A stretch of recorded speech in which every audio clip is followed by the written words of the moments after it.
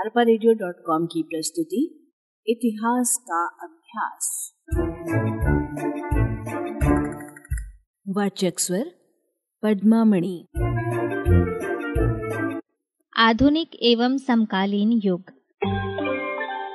समकालीन विश्व की ऐतिहासिक पृष्ठभूमि का व्यापक सर्वेक्षण।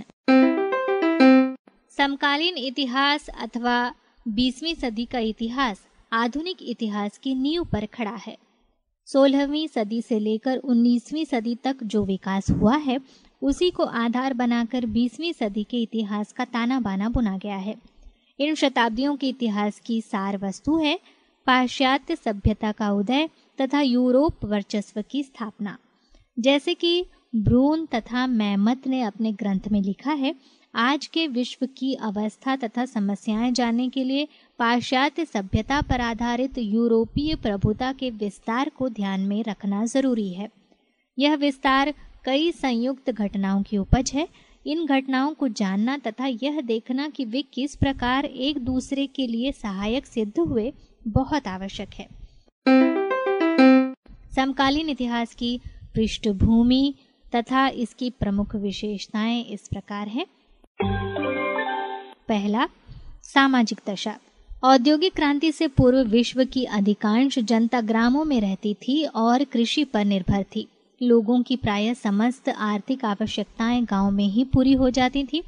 औद्योगिकीकरण के विकास के पश्चात स्थिति में एकदम परिवर्तन आ गया। शहर आर्थिक जीवन के केंद्र बन गए। अब अधिकांश लोग शहरों में रहने लगे।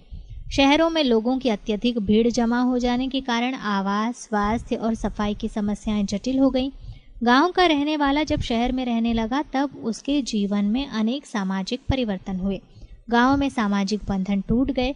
ग्राम में सामुदायिक जीवन में अनेक नैतिक नियमों का पालन करना पड़ता था। शहरों में उन सब का पालन करना आवश्यक नहीं रहा। दूसरी ओर प्रत्येक मनुष्य को शहरों में अपने गुणों का पूर्ण रूप से विकास करने की स्वतंत्रता भी मिल गई। औद्योगिक क्रांति के कारण मजदूरों की संख्या बहुत बढ़ गई। ये मजदूर पूर्णतया मालिकों पर निर्भर थे। जितनी भी मजदूरी मालिक देते उन्हें स्वीकार करना पड़ता था। खानों में कम मजदूरी के कारण स्त्रियों और बालकों से काम लिया जाता था। औद्योगिक शहरों के उन सब इलाकों में जहां ये मजदूर रहते थे, घनी बसी हुई गंदी बस्तियां बस गई थी। मजदूरों को मालिकों की सभी शर्तें मानने की बाध्यता थी। कालांतर में इसी कारण वर्ग संघर्ष बढ़ गया। औद्योगिक क्रांति के कारण समाज के 3 वर्ग हो गए। पहला वर्ग पूंजीपति अथवा उद्योगपतियों का था, दूसरा मध्यम श्रेणी का था और तीसरा वर्ग मजदूरों का था। औद्योगिक देशों में उस समय व्यक्तिवाद का सिद्धांत चल रहा था कि वही सरकार सबसे अच्छी है जो व्यक्ति के मामलों में कम से कम हस्तक्षेप करती है। इसलिए सरकार ने उनकी दशा सुधारने के लिए कुछ नहीं किया। 19वीं शताब्दी में कार्ल मार्क्स तथा अन्य समाजवादी नेताओं ने व्यक्तिवाद या राज्य के औद्योगिक अहस्तक्षेप का सिद्धांत का तीव्र विरोध किया और इस तरह मजदूरों की दशा को सुधारने के लिए समाजवाद का जन्म हुआ और वर्ग संघर्ष पर जोर दिया गया। कालांतर में राजनीतिक विचारधाराओं के आधार पर साम्यवादी और समाजवादी दलों का विकास हुआ। उन्होंने अनेक मजदूर संघ बनाए और वर्ग संघर्ष का नारा तेज किया, जिससे औद्योगिक मजदूरों की दशा सुधारने की दिशा में वहां की सरकारें भी सक्रिय हुई। औद्योगिकीकरण के परिणाम स्वरूप नए नए कारखानों व मिलों की स्थापना हुई तथा यातायात के साधनों का विकास हुआ। देशी व विदेशी व्यापार की अभूतपूर्व उन्नति हुई। इसके कारण बैंकिंग पद्धति का जन्म हुआ। उपर्युक्त कार्यों के लिए कुशल व्यक्तियों की अत्यधिक आवश्यकता हुई। अब कारखानों, मिलों, व्यावसायिक प्रतिष्ठानों और बैंकों के प्रबंध के लिए नए नए पदों का निर्माण होने लगा तथा शिक्षा और स्वास्थ्य की सेवाओं का विस्तार होने लगा। इन सब कारणों से वहां एक नए मध्यम वर्ग का विकास हुआ। दूसरा, आर्थिक उन्नति। औद्योगिक क्रांति के फलस्वरूप पश्चिमी देशों में अनेक नए कारखानों तथा मिलों की स्थापना हुई।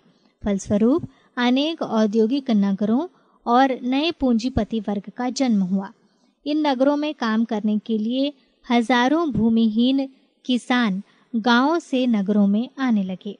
औद्योगिक मजदूरों की बहुलता और उस समय की सरकारों को प्रोत्साहन तथा औपनिवेशिक व्यापार से होने वाले लाभ के कारण वहां औद्योगिक क्रांति की रफ्तार बहुत तेज हो गई। औद्योगिक क्रांति के कारण आर्थिक शक्ति का संकेंद्रण थोड़े से व्यक्तियों के हाथों में हो गया। इसी से औद्योगिक पूंजीवाद का उदय हुआ। स्वतंत्र शिल्पी प्रायः समाप्त हो गए। बड़ी बड़ी कंपनियों का हजारों लाखों मनुष्यों के जीवन पर नियंत्रण हो गया। दूसरी ओर इस औद्योगिक क्रांति के फलस्वरूप पश्चिमी देशों में धन की अथाह वृद्धि हुई, क्योंकि वह सस्ता कच्चा माल उपनिवेशों से आयात करने लगा और अपने यहाँ का तैयार माल महंगे दामों पर बेचने लगा। सरकार की आय का अधिकांश भाग उद्योगों पर लगे टैक्स होते थे, अतः आय के लिए कृषि पर निर्भरता समाप्त हो गई। कारखानों में बने माल को देश विदेश में लाने ले जाने के लिए यातायात के साधनों का विकास हुआ। बड़े बड़े जहाज़ों, बंदरगाहों तथा गोदामों का निर्माण होने लगा। धीरे धीरे यूरोप और उत्तरी अमेरिका में उद्योग धंधों और कृषि का संपूर्ण काम मशीनों से होने लगा। देशी तथा विदेशी व्यापार में अभूतपूर्व उन्नति के कारण बैंकिंग पद्धति का विकास होने लगा। इससे लोगों का दैनिक जीवन बहुत प्रभावित हुआ तथा एक नई औद्योगिक संस्कृति का विकास हुआ तथा विश्व व्यापार के क्षेत्र में अत्यधिक उन्नति हो गई। औद्योगिक रूप से अविकसित देशों की अर्थव्यवस्था पर इन कंपनियों का नियंत्रण आरंभ हो गया। तीसरा, साम्राज्यवाद का उदय। उद्योगों के लिए कच्चा माल और तैयार माल की बिक्री के लिए बाजारों की खोज से अंतर्राष्ट्रीय प्रतिद्वंदिता प्रारंभ हुई।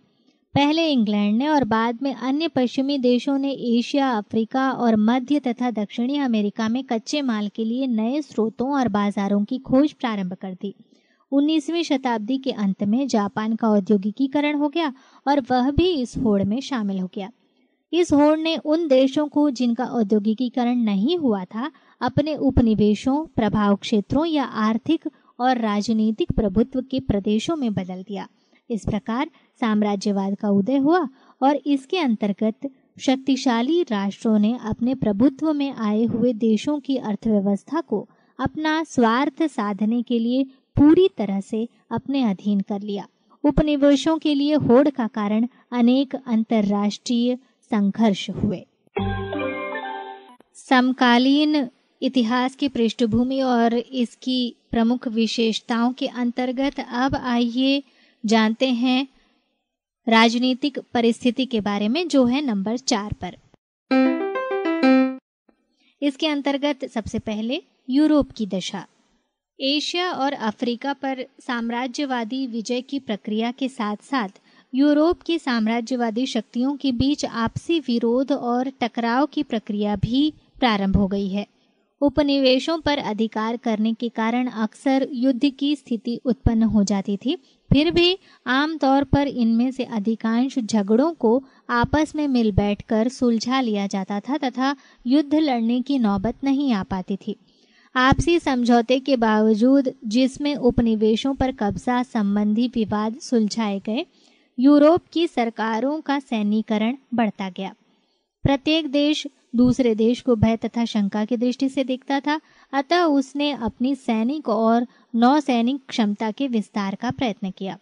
अधिकांश यूरोपीय देशों ने ऐसे नियम लागू किए जिनके अनुसार हर वयस्क नागरिक के लिए सैनिक प्रशिक्षण अनिवार्य बन गया, जिससे यूरोप क्रमशः शस्त्रागार में बदलता चला गया। यूरोपीय देशों का आपसी टकराव उपनिवेशों के सवाल तक ही सीमित नहीं था। यूरोपीय मामलों को लेकर भी उनमें आपस में विरोध और तनाव थे। यूरोप में 25 देश थे, परंतु उनमें England, France, Germany, Austria, Hungary और रूस ही शक्तिशाली देश थे। इनमें इंग्लैंड सबसे अधिक धनी देश था। यूरोपीय महाद्वीप में आर्थिक तथा सैनिक दोनों ही दृष्टियों से जर्मनी सबसे अधिक शक्तिशाली देश था और इंग्लैंड का प्रमुख प्रतिद्वंदी था। पोलैंड और अल्सेस लॉरेन के कुछ हिस्से जर्मनी के अंग थे। अल्सेस लॉरेन के प्रदेश को जर्मनी ने 1870-71 ईस्वी में फ्रांस के युद्ध से प्राप्त किया था, जिसके कारण फ्रांस और जर्मनी के मध्य आपसी कटुता थी। फ्रांस यूरोप का तीसरा सर्वाधिक औद्योगिक देश था। फ्रांस उस दिन की प्रतीक्षा में था जब वह जर्मनी से अपने अपमान का बदला लेता और अल्सेस लॉरेन को वापस लेता। राजनीतिक दृष्टि से ऑस्ट्रिया हंगरी यूरोप के सर्वाधिक संकटग्रस्त राज्य थे। यूरोप के काफी बड़े भूभाग पर यह फैला हुआ था। इसके राज्य में ऑस्ट्रिया और हंगरी के अलावा पोलैंड का कुछ भूभाग, रोमानिया, इटली का एक हिस्सा और यूगोस्लाविया के 2 प्रांत थे। इन सभी क्षेत्रों में राष्ट्रवाद की लहर उठ रही थी, जिसके कारण जनता में विभाजन या स्वतंत्र होने की मांग होने लगी थी। ऑस्ट्रिया हंगरी में रूस और सर्बिया स्लाव जनता की राष्ट्रीय भावना भड़का रहे थे। इसलिए ऑस्ट्रिया हंगरी और रूस तथा सर्बिया के मध्य आपस में तनाव पैदा हो गया।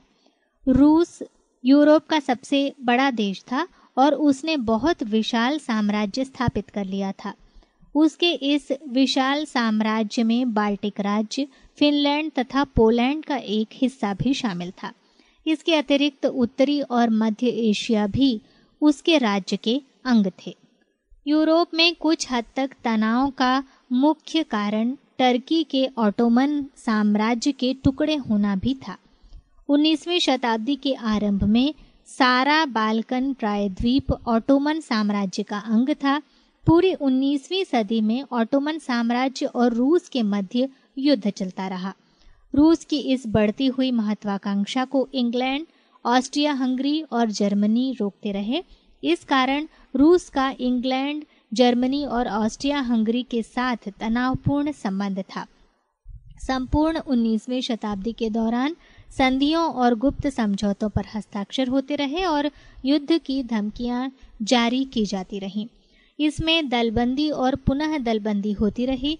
कोई किसी का स्थायी दोस्त नहीं था तथा कोई भी देश दूसरे देश के समर्थन पर निर्भर नहीं था। 1871 ईस्वी में सेडान के युद्ध में फ्रांस पर जर्मनी की विजय के उपरांत सैनिक संधियों का युग प्रारंभ हो गया। फ्रेंच जनता यह स्वीकार नहीं करती थी कि सेडान का फैसला आखिरी है। जर्मनी भी जानता था कि अवसर मिलने पर फ्रांस 1871 ईस्वी की हार का बदला अवश्य लेगा। अतः जर्मनी के चांसलर बिस्मार्क ने यूरोप में गुप्त समझौतों और सैनिक संधियों का युग आरंभ किया। इस प्रकार यूरोप अब 2 गुटों में स्पष्टतः विभाजित हो गया। इससे युद्ध की संभावना को बल मिला तथा एक देश की दूसरे देश के प्रति अविश्वास की भावना में बढ़ोतरी हुई। और अब राजनीतिक परिस्थिति के अंतर्गत जानते हैं नंबर 2, संयुक्त राज्य अमेरिका और जापान। इस अवधि में प्रमुख रूप से 2 देश उभरे, संयुक्त राज्य अमेरिका और जापान। उत्तरी अमेरिका के पूर्वी तट पर बसे 13 राज्यों को मिलाकर संयुक्त राज्य अमेरिका बना। पश्चिम में निवास करने वाली जाति अमेरिकी इंडियनों के भयंकर नरसंहार के पश्चात ही यह देश बन पाया था। उसी प्रकार 1864-65 ईस्वी में दक्षिण के राज्यों में दास प्रथा के विरुद्ध कानून बन जाने के कारण गृह युद्ध छिड़ गया था। गृह युद्ध में संघीय सेना को विजय मिली और दास प्रथा वहां समाप्त कर दी गई। गृह युद्ध समाप्ति के लगभग 3 दशक में ही संयुक्त राज्य अमेरिका दुनिया का सबसे शक्तिशाली औद्योगिक देश बना। उसने उद्योग की प्रायः प्रत्येक शाखा में दुनिया के हर देश को बहुत पीछे छोड़ दिया था। 1890 ईस्वी के दशक तक साम्राज्यवादी ताकत के रूप में उसका उदय हो चुका था। 1893 ईस्वी में संयुक्त राज्य अमेरिका ने अमेरिकी महाद्वीप पर अपने प्रभुत्व की घोषणा कर दी। अतः लैटिन अमेरिका अमेरिकी प्रभाव क्षेत्र में आ गया। वहां की राजनीतिक, सामाजिक और आर्थिक सभी क्षेत्रों में अमेरिका का दखल हो गया। दूसरी ओर अमेरिकी समाज में वे सब विसंगतियां पैदा हो गई थी जो संसार के अन्य औद्योगिक देशों में थीं। सन 1868 ईस्वी में जापान में शोगुन का शासन समाप्त कर दिया गया और मेजी युग आरंभ हुआ, जिसमें सम्राट के नाम पर उसके सलाहकार मंडल के अधीन जापान का शासन चलाया जाने लगा। मेजी युग के 4 दशक में ही वह दुनिया का एक महत्वपूर्ण औद्योगिक देश बन गया, पर यह कार्य किसानों की कीमत पर किया था। अतः वहां आम जनता में भयंकर गरीबी छा गई। भयानक गरीबी के कारण जापान में वहां पर बने माल की खपत बहुत कम थी, इसलिए उसका भी ध्यान उपनिवेश बनाने की ओर गया और चीन, कोरिया, मंचूरिया आदि एशियाई देशों को अपने साम्राज्य का अंग बनाने के लिए वह प्रयत्न करने लगा। तीसरा, एशिया, अफ्रीका और लैटिन अमेरिका। जब से साम्राज्यवादी देशों ने अपना परोक्ष या प्रत्यक्ष नियंत्रण कायम किया, उसी समय से उनको जनता के कड़े प्रतिरोध का सामना करना पड़ा। जैसे जैसे समय गुजरता गया, प्रतिरोध का पुराना स्वरूप राष्ट्रवादी आंदोलन के रूप में बदलता गया। इसका लक्ष्य विदेशी शासन को उखाड़ फेंकना था। इन राष्ट्रवादी आंदोलनों का मुख्य उद्देश्य सामाजिक और राजनीतिक व्यवस्था के रूप में लोकतंत्र और सामाजिक न्याय के सिद्धांतों पर आधारित समाज रचना था। आंदोलनकारियों को अक्सर अपने ही देश की पुरानी राजनीतिक व्यवस्था के विरुद्ध लड़ना पड़ता था और उन तत्वों के विरुद्ध भी संघर्ष करना पड़ता था जो देश के प्रगति में बाधक थे, किंतु यह सब संघर्ष का प्रारंभ ही था। arparadio.com की प्रस्तुति इतिहास का अभ्यास।